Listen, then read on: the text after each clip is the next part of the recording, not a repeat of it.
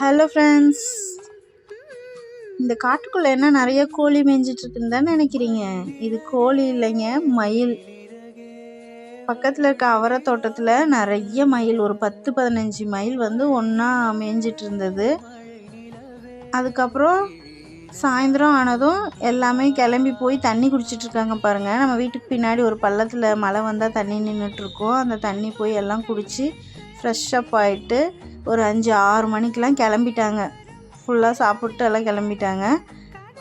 அதுக்கப்புறம் இவங்க எங்கே போவாங்கன்னு பார்த்திங்கன்னா, நம்ம வீட்டுக்கு பின்னாடி பனை மரம் நிறையா இருக்கும்.